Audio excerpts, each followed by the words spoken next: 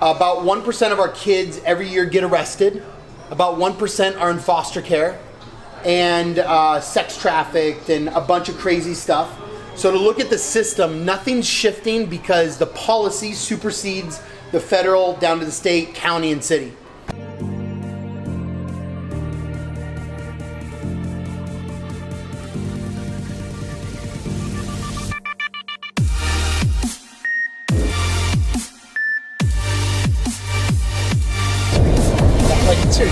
Welcome to Miami.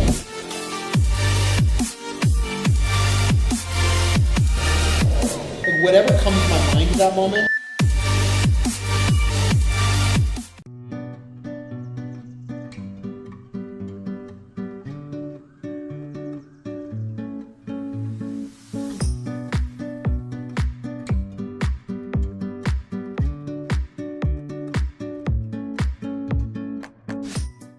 So what did you think of the fights, bro? DC? Awesome. DC. I lost it. What? I was like, What are we doing this week, bro? Tell my peeps what we're doing. Yeah, we got City Summit this week. What is that? Like, what's the goal of that? What's the purpose? City Summit is a world-class, socially conscious business acceleration experience. Oh, and we got this world-class business accelerator coming in to warm everybody up and make them feel good. And, yeah. And he's gonna give a nice talk about it. Who is? About who? Daniel, Mr. Puder. Are you guys, a doctor this is yet? Ryan Long. Are you a doctor yet? No. Dr. Puder. Ryan Long, you guys. citysummit.co. You're gonna see more.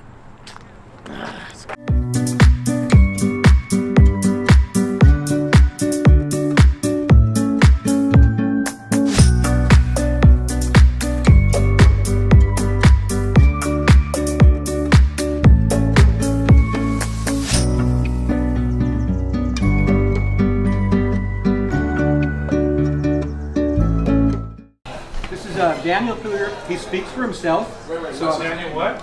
Daniel Puder. Puder. Okay? He speaks for himself. He's so involved and so interesting.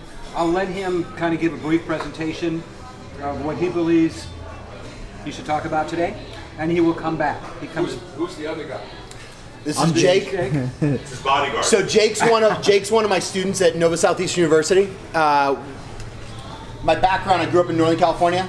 Cupertino, and had a great childhood. So at 16 I went to juvenile hall, beat a kid up because he was bullying me, and at 17 I went into American Kickboxing Academy in San Jose, and they gave me a free membership for a week.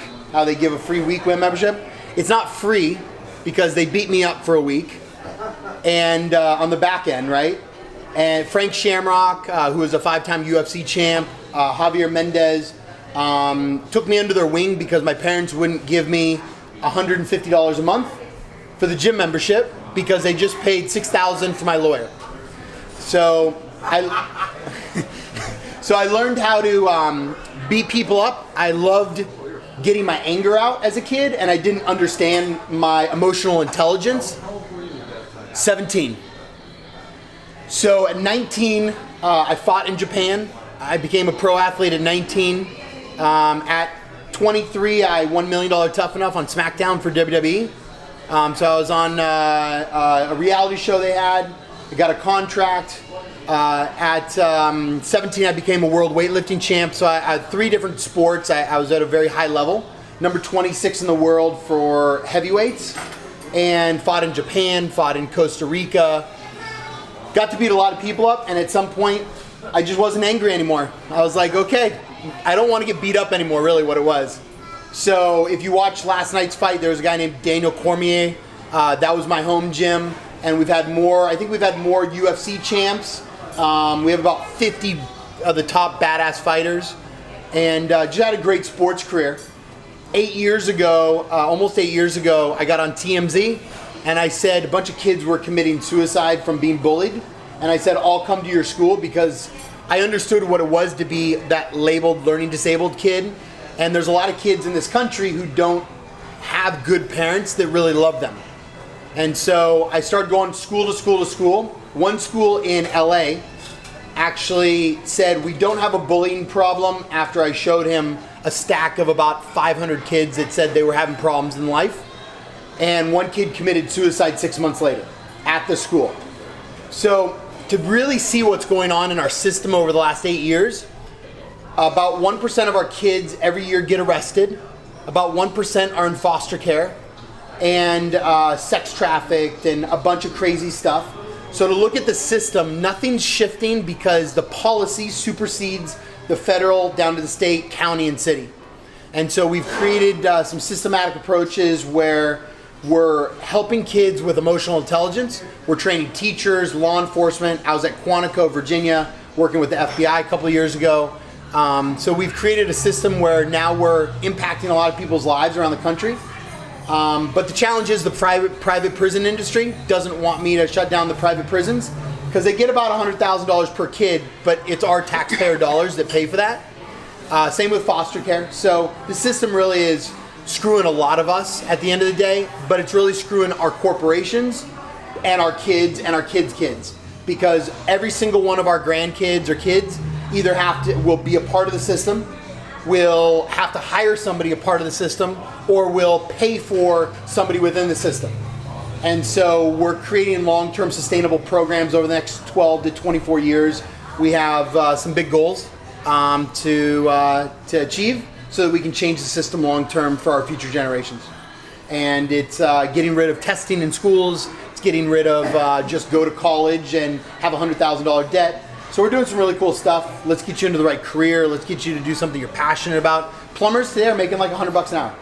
So there's some good careers and we're having a lot of fun. So Barry and I met last year. We were at, my nonprofit was highlighted at this thing called City Gala.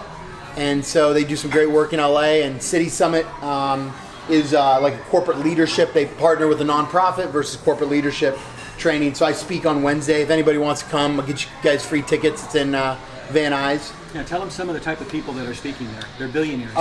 Before me, you have Mario Lopez from Extra. After me, you have the CEO of Constant Contact, CEO of Priceline, the CEO of Uggs, the CEO of, it's all these big CEOs. So I'm not at that level, but they're putting me in because they love the passion, what we're doing, how we're building.